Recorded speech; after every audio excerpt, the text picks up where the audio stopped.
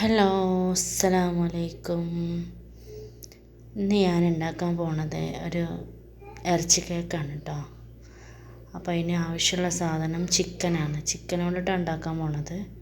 ചിക്കന് beef ആണെങ്കിൽ ഒന്നും കൂടി ടേസ്റ്റ് ഉണ്ടാവും. ചിക്കന് ബീഫൊക്കെ ആയിട്ട് ഉണ്ടാക്കാം.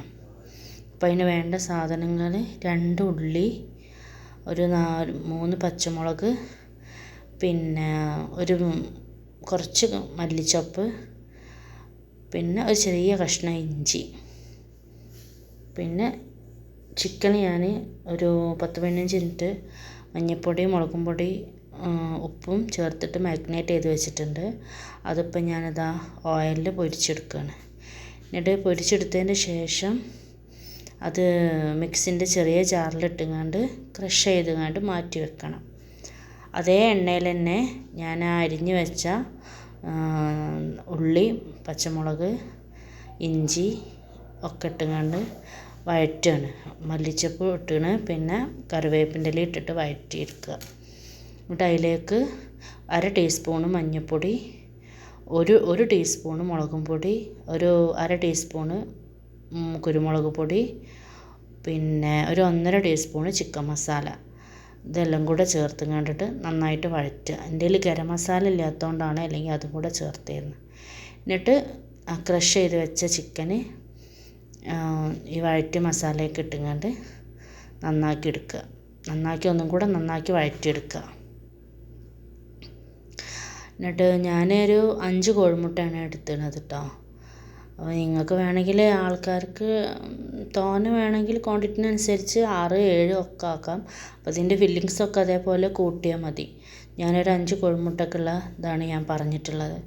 ഇനി 5 കോഴിമുട്ട പൊട്ടിച്ചതിലേക്ക് ലേശം കുരുമുളക് പൊടി, ആവശ്യത്തിന് ഉപ്പും ചേർത്തുകൊണ്ട് ബീറ്റ് ചെയ്യുക.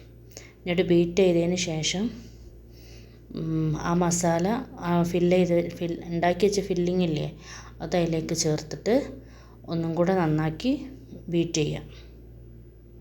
അപ്പോൾ എല്ലാവരും ഇതുപോലെ ഒന്ന് ട്രൈ ചെയ്ത് നോക്കണം. അപ്പോൾ എൻ്റെ വീഡിയോ ആദ്യമായിട്ട് കാണുന്നവരാണെങ്കിൽ സബ്സ്ക്രൈബ് ചെയ്യുക, ലൈക്ക് ചെയ്യുക, ഷെയർ ചെയ്യുക, കമൻറ്റ് ചെയ്യുക, നിങ്ങളുടെ അഭിപ്രായങ്ങളൊക്കെ പറയുക. അപ്പോൾ ഇനി നമുക്കത് ഉണ്ടാക്കാൻ വേണ്ടിയിട്ട് ഒരു പാത്രം വെക്കുക. അതിലേക്ക് ലേശം ഓയിൽ ഒഴിച്ചതിന് ശേഷം ഈ മിക്സ് നമുക്ക് അതിലേക്ക് ഒഴിക്കുക. എന്നിട്ട് നന്നാക്കി അടച്ച് വെക്കുക. അപ്പോൾ ഞാൻ ഒരു ഗ്രാമ്പ് എടുത്തിട്ട് ഞാൻ അതിൻ്റെ ആ ഹോൾസ് ഉണ്ടല്ലോ, അതിൽ ആവി പുറത്തോട്ട് പോകാതെക്കാൻ വേണ്ടിയിട്ട് ഒരു ഗ്രാമ്പ് ഞാൻ ആ ഹോൾസ് അടച്ച് കൊടുക്കുന്നുണ്ട്. അപ്പോൾ അത് ഫ്ലെയിം കൂടുതലായാൽ ഇത് കരിഞ്ഞു പോകുമല്ലോ. അപ്പോൾ ഞാൻ ലോ ഫ്ലെയിമിലാണ് ഇട്ട് വെച്ചിട്ടുള്ളത്.